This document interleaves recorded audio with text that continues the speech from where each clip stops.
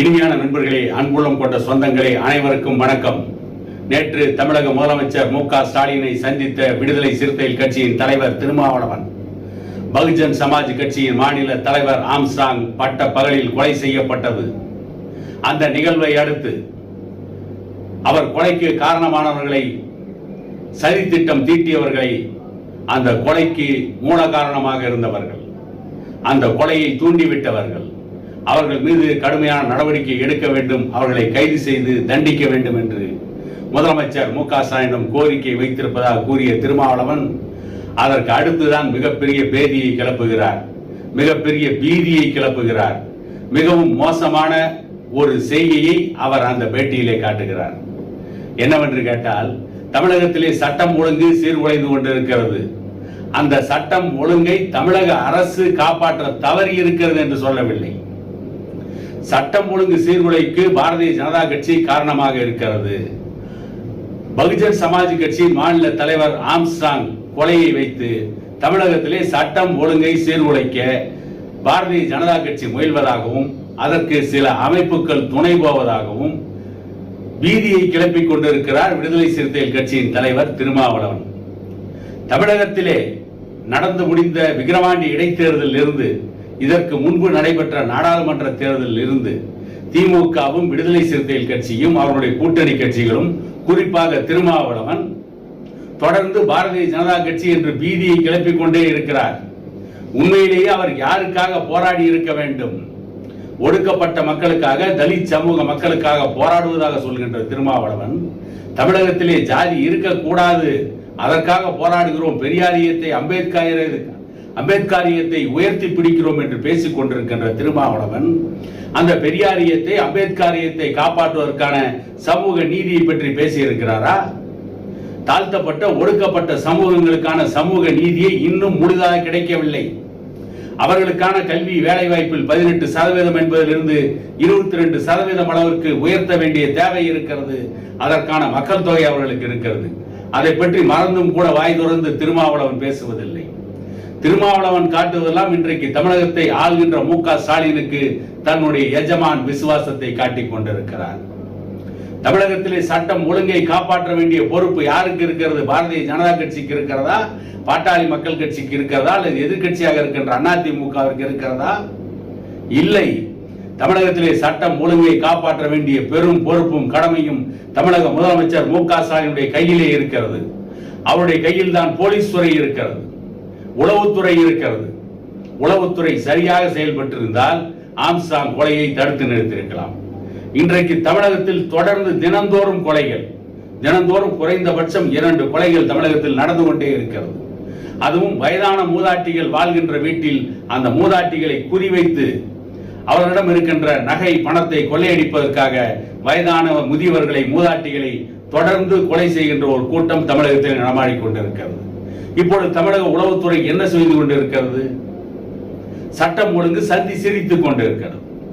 கள்ளக்குறிச்சியிலே கள்ளச்சாராய மரணம், அந்த கள்ளச்சாராய மரணத்திற்கு நீதி விசாரணை கேட்டிருக்கலாம் திருமாவளவன். ஆனால் அதை பற்றி முதலமைச்சரிடம் வாயை திறக்கவில்லை. காரணம் எஜமான் விசுவாசம். காரணம், அந்த விசச்சாராய மரணத்திலே திமுகவுடைய சட்டமன்ற உறுப்பினர்களுக்கு தொடர்பு இருக்கிறது என்று பாட்டாளி மக்கள் கட்சியின் தலைவர் அன்புமணி ராமதாஸ் அவர்கள் பகிரங்கமாக குற்றம் சாட்டினார்.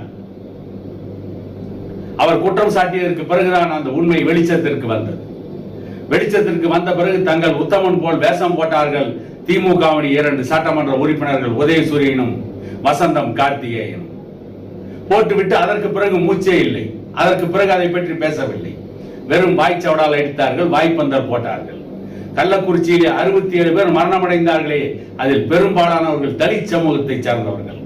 ஆகவே இந்த டாஸ்மாக் மதுபான கடைகளை மூட வேண்டும், கள்ள சாராயம் இல்லாத மாநிலமாக தமிழகத்தை உருவாக்க வேண்டும் என்று இதே திருமாவளவன் தமிழக முதலமைச்சரிடம் கோரிக்கை வைத்தாரா என்றால் இல்லை. அதை விட்டுவிட்டு பீதி கிளப்புகிறார்கள். திமுக செய்கின்ற அத்தனை தவறுகளையும், அத்தனை தவறான நடவடிக்கைகள், மக்கள் விரோத போக்கு, மக்களுக்கு எதிரான திட்டங்கள், மக்களுடைய பிரச்சனைகளை கண்டுகொள்ளாமல் தள்ளிவிடுவது, அடுத்து ஏற்ற இருக்கின்ற மின்சார கட்டணம், இவற்றை பற்றி எல்லாம் திருமாவளவன் வாய் திறந்து பேசவில்லை. அவருடைய கூட்டணி கட்சிக்காரர்களும் பேசவில்லை. தமிழகத்தில் இன்றைக்கு சட்டம் ஒழுங்கு சந்தி சிரித்துக் கொண்டிருக்கிறது. தினந்தோறும் கொலைகள் நடக்கிறது, போதைப் பொருள் கடத்தல் தங்குதடை இல்லாமல் நடக்கிறது. இவற்றிற்கு எதிராக மக்கள் பேசிவிடக் கூடாது.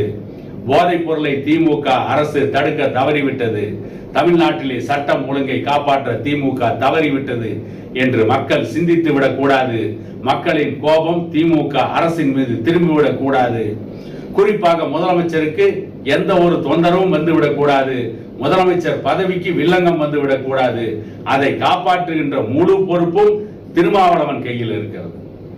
ஆகவேதான் முதலமைச்சரை சந்திக்கிறார். முதலமைச்சரை சந்தித்து நாடகம் ஆடுகிறார், நடிக்கிறார், அறிக்கை விடுகிறார். தமிழகத்திலே சட்டம் ஒழுங்கை பாரதிய ஜனதா கட்சி சீர்குலைக்க போகிறது, அதற்கு சில அமைப்புகள் துணை இருக்கிறது என்றெல்லாம் கதை விட்டுக் கொண்டிருக்கிறார்கள்.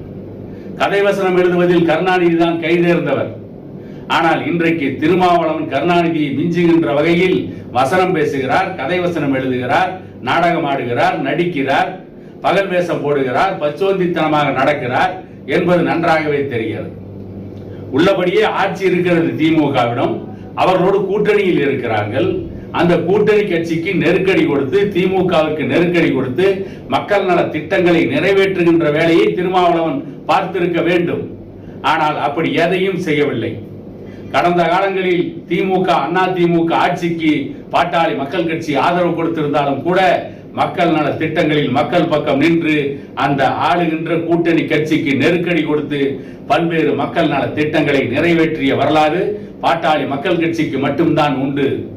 உதாரணத்திற்கு அருந்ததியருக்கான உள் ஒதுக்கீடு, முஸ்லிம் சமூகத்திற்கான உள் ஒதுக்கீடு, இப்படி எவ்வளவோ பிரச்சனைகளில் கூட்டணியில் இருந்தாலும் அந்த அரசுக்கு நிர்பந்தம் கொடுத்து, அந்த அரசுக்கு நெருக்கடி கொடுத்து பல மக்கள் நல திட்டங்களை நிறைவேற்றிய பெருமை பாட்டாளி மக்கள் கட்சிக்கு உண்டு. ஆனால் திருமாவளவன் எந்த இடத்திலும் தமிழக அரசை நிர்பந்திக்கிற இடத்திற்கே வரவில்லை. ஒடுக்கப்பட்ட மக்களுக்காக, பிற்படுத்தப்பட்ட மக்களுக்காக, அவர்களுடைய வாழ்வாதாரம் உயர்வதற்காக எதையும் செய்யவில்லை. குறிப்பாக தாழ்த்தப்பட்ட சமூகத்தை சார்ந்த மாணவர்கள் நிறைய பேர் கல்வி கடன் வாங்கி கல்வி பயின்று வேலையும் கிடைக்காமல் தடுமாறிக் கொண்டிருக்கிறார்கள். பிற்படுத்தப்பட்ட சமூக மாணவர்கள், மிகவும் பிற்படுத்தப்பட்ட சமூக மாணவர்கள் கல்வி கடன் வாங்கி கட்ட முடியாமல் இன்றைக்கு வங்கிகள் அவர்களுக்கு நெருக்கடி கொடுத்து கொண்டிருக்கிறது.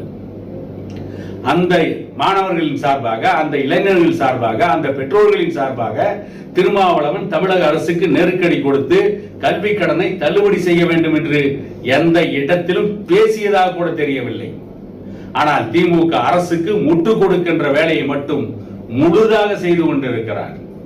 அவருடைய வேலையை இன்றைக்கு திமுக அரசுக்கு முட்டு கொடுப்பது, திமுக அரசை காப்பாற்றுவது, அதற்கு தமிழகத்தில் ஏதாவது பீதியை கிளப்புவது, புலி வருகிறது என்று கதை அளப்பது, இதையே வாடிக்கையாக கொண்டு மக்களை ஏமாற்றிக் கொண்டிருக்கிறார்கள். நாடக காதல் ஜாதி ஒழிப்பு என்று பேசிக்கொண்டு காதல் தான் ஜாதியை ஒழிக்கும் என்று கதை விட்டுக் கொண்டு அம்பேத்கரியம் பேசுவது, பெரியாரியம் பேசுவது, கிராமத்திலே ஒரு பழமொழி சொல்வதை போல படிப்பது ராமாயணம், இடிப்பது பெருமாள் கோயில். இதுதான் திருமாவளவன் செயல்பாடு. அதைத்தான் திருமாவளவன் செய்து கொண்டிருக்கிறார். அதற்காகத்தான் முதலமைச்சரை சந்தித்து நாடகம் ஆடுகிறார். எவ்வளவு பெரிய நாடகம் ஆடுகிறார்கள்! மக்களை ஏமாற்றுவதற்கும் ஒரு எல்லை வேண்டாமா? எல்லை இல்லாமல் தமிழக மக்களை ஏமாற்றுவதில் ஸ்டாலினும் முதலமைச்சர் மு க ஸ்டாலினும் கூட்டணி அமைத்து போட்டி போட்டு செயல்பட்டு கொண்டிருக்கிறார்கள் என கூறிக்கொண்டு இன்னொரு காணொலியில் உங்களை சந்திக்கும் வரை உங்களிடமிருந்து விடைபெறுவது உங்கள் எடப்பாடி துரைசாமி.